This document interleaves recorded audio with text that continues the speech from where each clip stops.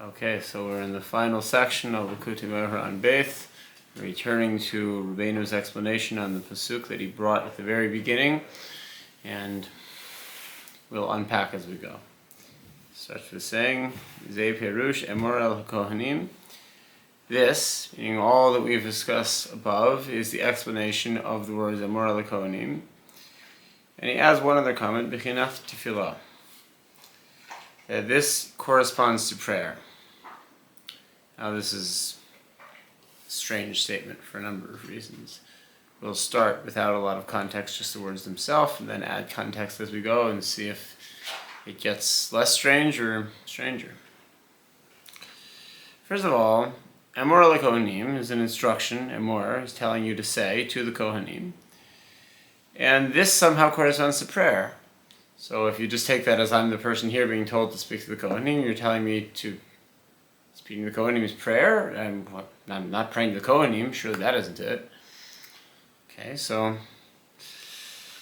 I understand they help me connect with Hashem and praying to Hashem, so that can't be it. Right? Now, okay, let's contextualize a little bit here. This is something that Hashem told Moshe Rabbeinu, was to speak to the Kohanim, telling them the following. Okay, so if Hashem is telling Moshe to speak to people who work under him, and that this is somehow tefillah, that's even stranger. Now, they're not even in the same direction as Hashem, which you would think would be up. So it's a strange statement, it's a strange connection here. And these two strangenesses of this particular thing that Rabbeinu Zal wrote is perfectly in keeping with how strange it is when you consider the context of the entire lesson so far. That when we had initially looked at the words Emor el Kohanim, he continued the words of the pasuk there, Emor el Kohanim b'nei Aharon. Speak to the Kohanim, the b'nei Aharon, and from there we diverged into a distinction between the Kohanim, their job description, and the b'nei Aharon, they're just who they are, and there are many connections saying that us Jews are supposed to be the Kohanim of the world, we're supposed to be the priests of the world, and so we have our identity, our basic what we are, and then we have what we're supposed to do, we have our job descriptions, and the two of these work together, and from that distinction we determine that there is this other way of prayer that is beyond the ordinary prayer, the most basic distinction being that ordinary prayer sort of shuffles the good around, and only this special prayer that we've been discussing for at this point months, actually brings novel good into the world. And we've sort of reduced that point all the way down to being completely rationalistic without really entertaining anything mystical, which took us a little while to do that. And also all of the misconceptions, often based in the idea that this is a purely mystical thing without it being rational, we've also addressed pretty much all of those, at least categorically all of those. And then Rabbi Nachman tells us that the words Emor el Kohanim, speak to the Kohanim, that's us, our job is to not only be what we are, but also to do our job something beyond simply what we are, this corresponds to tefillah, so it sounds like it's something much stranger. We're not praying to someone slightly above us, we're not praying to someone below us, it seems like we're praying to ourselves. That's very strange. So it's essentially the same strange thing, just the most strange version of it, that the prayer would somehow involve, we're talking to ourselves, and this in some ways prayer. Okay, so Rabbeinu Zal is now going to answer the question. When we initially discussed this pasuk, we opened this Torah Beith with this pasuk, no other pasukim were included. He referenced the pasuk, and then he referenced the Zohar, and we went off the deep end from there. And now he's going to bring another pasuk. Seems to be superficially similar, but we'll take a deeper look at this pasuk and see how it answers our question, because it won't be obvious, let me tell you in advance. Now, so how exactly is speak to the Kohanim tefillah? None of the Perushim I just said make a lick of sense. So he says, Kamoshe Kazuv, here's how it'll make sense, like it says in this other pasuk, Eth Hashem He-Amarta hayom, concerning the God about you whom you have spoken today. Okay, so prayer is telling the Kohanim about Hashem, or telling ourselves about Hashem, talking to ourselves about Hashem. Are we supposed to be talking to Hashem? Man, if we could only figure out how that's supposed to answer the question, we'd probably have the answer to all three of the above questions. What are the simple meaning, the meaning and context of Moshe Rabbeinu, this was told to Moshe Rabbeinu, and also the meaning within the grand scheme of our lesson here. So it's not obvious how this answers the question, but if we take a look at the Pasuk in its original context, we may be able to uncover the secret that Rabbi Nachman put there.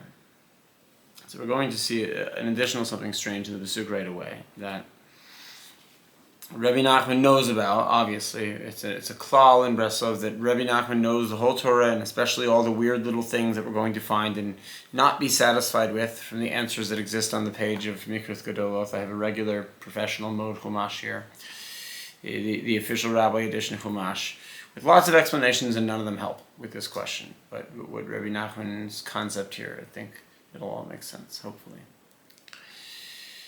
Eth Hashem He-Amarta hayom. Concerning this God that you have discussed today, is going to be for you a God, and you're going to do everything he says. That's basically what the Pasuk says. Now, let's look at the Aramaic Perush, because already we need to look at an explanation, because the God about whom you have spoken today, why do I need that detail? So the rest of the Pasuk just says, do what God says, and aren't there lots of Pasukim to say that? So let's look at the Perush. The oldest Perush, Targum Onkelos, a very early Tanaic era, over 2,000 years old explanation, in the form of translation to Aramaic. Yath Hashem Hatavd Yom Adain. And the rest of the Pasuk is fairly ordinary translation, but here, the word for spoken about really doesn't seem much like spoken about.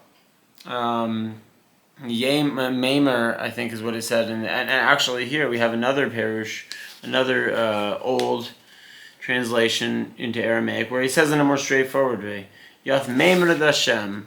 He says the things that Hashem said to you, you're going to do. And in the initial pasuk that we talked, Emor al Kohanim, the Perush, the Targum says something ordinary, Maimer, some language of Maimer, which is the Aramaic equivalent of Emor.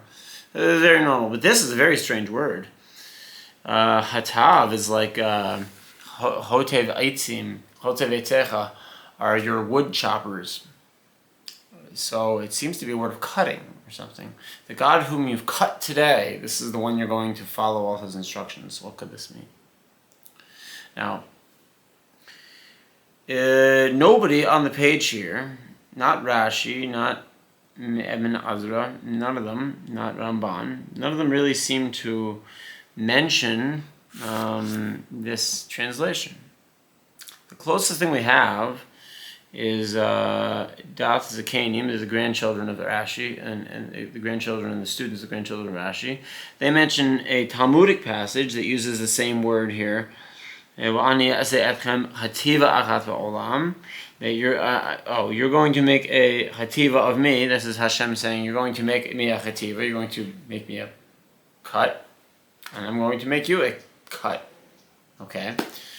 But the Talmudic passage doesn't help that much because it seems to be based on the Onkelos, which is an older document, which precedes nearly everybody mentioned in the Talmud. So there's no way that Onkelos got it from the Talmud. It really historically must be the other way around. By about 800 years must be the other way around, or maybe longer than that must be the other way around.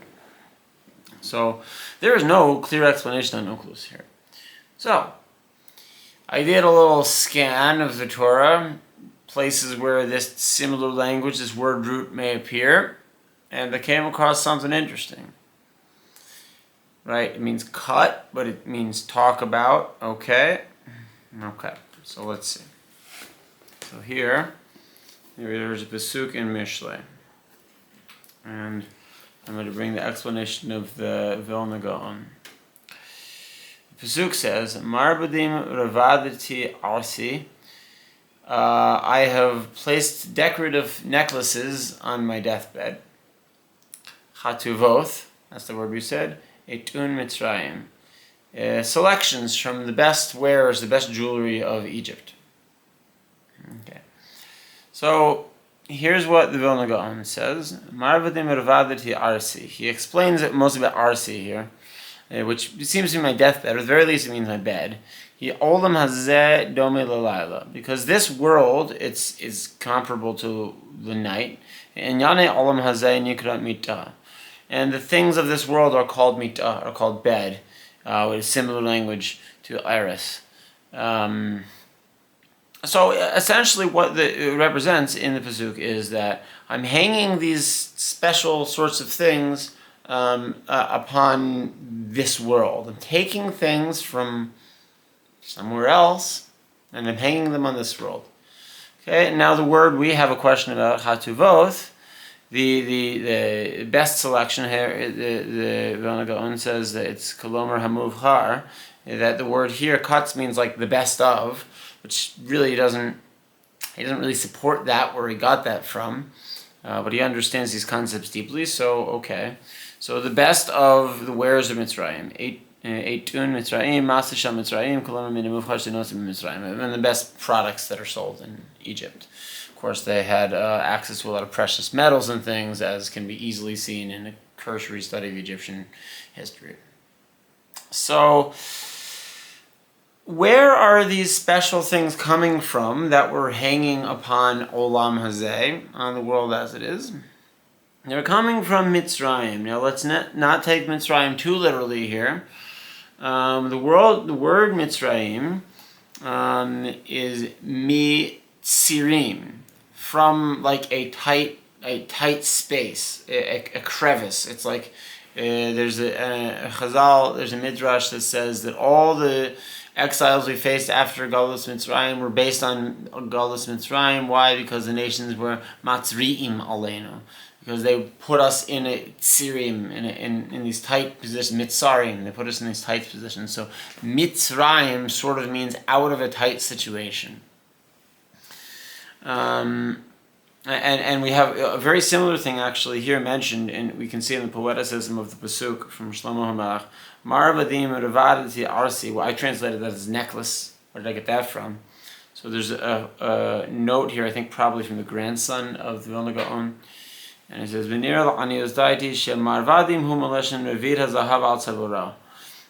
the language of Marvadim is from another Pasuk earlier in the Torah that says that they hung a gold necklace on his neck. I think this was Yosef, actually, in Mitzrayim.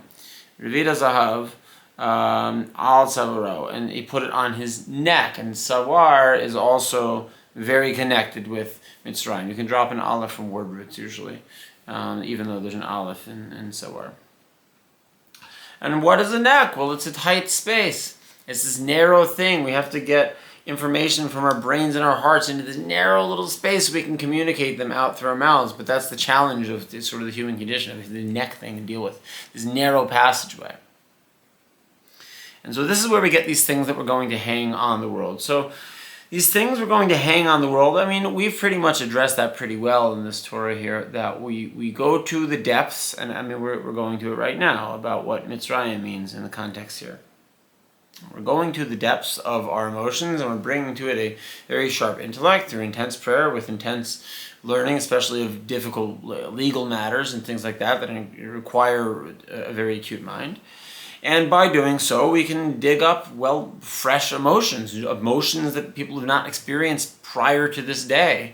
And as long as we do so in Kedusha, these will be emotions that hopefully will spur actions of Kedusha. And by doing new actions, we make a new world. I don't think anyone can contest that. If we want to change something around us, we probably have to do something different and not just move the pieces around, right? So this is where we can reduce this sort of prayer, where it actually involves digging up new emotions. We can reduce how that makes a physical difference in the world in a novel way that will actually change stuff, rather than a prayer that is not so intense and is merely therapeutic, gives us some peace of mind, but it's not going to give us anything new to work with. It may smooth out how we're working with what we've got, but that'll make a slightly better version, a slightly calmer version of what we already have got. And that's not, we need a maybe more dramatic change than that to have like peace on earth, right? That peace on earth is a pretty dramatic change. I'd say, from some of the... So we need something new. And so a new emotion that draws about new action, and then you become essentially a new person. And we've discussed all of these things. These are what the marvadim revaditi are. And our Arsi is on this world, that we dig up these brand new emotions from the emotional depths. That's what Mitzrayim means here, and we bring them into the world. And this process is called hatava. This is what this word root is coming to mean. It means cut. Now, even in the original context, when I was surprised to see this word being translated as He-Amarta, what came to mind was the chotevet eitzim, the wood choppers. Okay, but wood chopper eitzim. This, I'm going to mention something here that it's very well known drasha, very well known rabbinic extrapolation from what does the wood choppers mean. It means those who can cut you a really nice piece of advice, because eitza means advice and eitzim means wood, so it's like the same word pretty much. And why? Because advice is something that if you take it, good advice anyway, if you take it and you plant it, it'll stand and it'll become its own thing, it'll stand for itself. You know, one time my mom she was taking a walk by a river and she saw a stick and she just had this impulse, this might make a good tree. And she just picked it up and brought it home. I don't even know if it had any leaves on it, but it was a good eitza because she stuck it in the ground, and now it's like a big tree in the yard. I just stuck it down and watered it, and she was right. Turned out to be a tree. So that's what a good advice is supposed to do, right? It's supposed to be something that as long as somebody takes care of it and applies it, it's going to bear fruit. It's going to become something greater than even it was before. And so that's what woodcutters is associated with. So this word of cutting, it isn't so simple. We have many words for cutting. Hituch is another word for cutting. Why do we need this special word for cutting? So this word hatabd means the God that you have cut for yourself today. And this is the one who you're going to do everything he says. Okay, so now back in the context of this Torah here. So what could this mean in the context of this Torah? That we have an ever-developing and ever non-comprehensive understanding of God. It can't be any other way than that. We can't ever have a comprehensive understanding, and hopefully our understanding continues to develop and get better if we're trying. There's an idea that people find what they look for, right? So if you're looking for new understandings of God, Hashem will help. I think many have experienced this. And so it's you have a new you when you do new things, but you also have you get access to a new level of godliness that you never had access to before. Your understanding of God becomes something completely different than it was. I mean, to the point where Rabbi Nachman says in another Torah that we have this idea of doing tshuva on tshuva. And when someone has done tshuva on all their sins, and they no more sins, now they do tshuva on how they understood things yesterday, or before they learned whatever they just learned.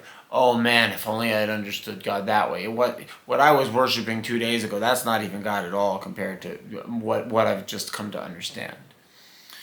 Okay, so the God that you've cut for yourself today, Hayinu, meaning this new emotional reality, and therefore, and then it says in the Pasuk, and you're going to do everything he says, right? So you're going to actually act in accordance with these new emotions that you bring down. So even though these are familiar concepts, they're all alluded to in these final references that Rabbi Nachman will make. Often the ends of Rabbi Nachman's Torahs are very cryptic if you sort of look at them and really think about, wait, what did I just read?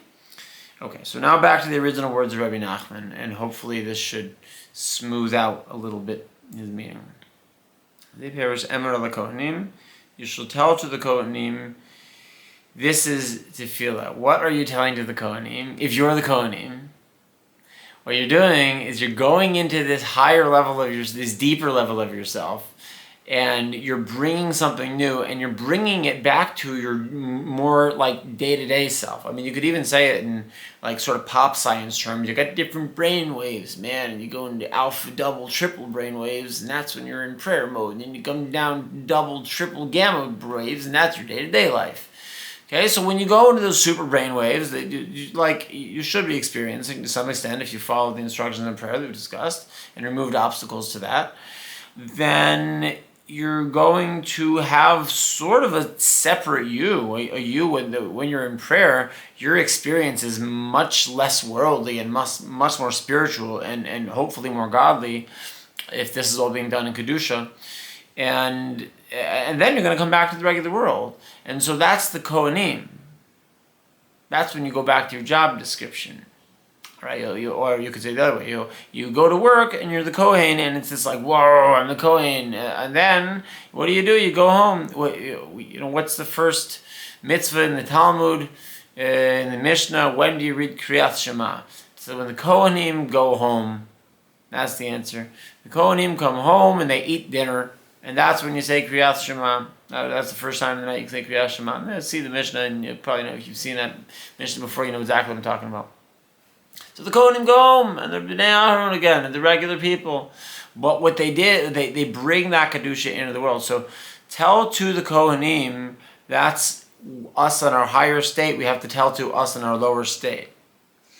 And what are we telling? Eth Hashem He-Amarta Hayom. We're telling them that this is what God is really like. Whatever you thought before you did this prayer today, that wasn't, no, you weren't, hold on, let me tell you something. There's a whole new dimension of infinity.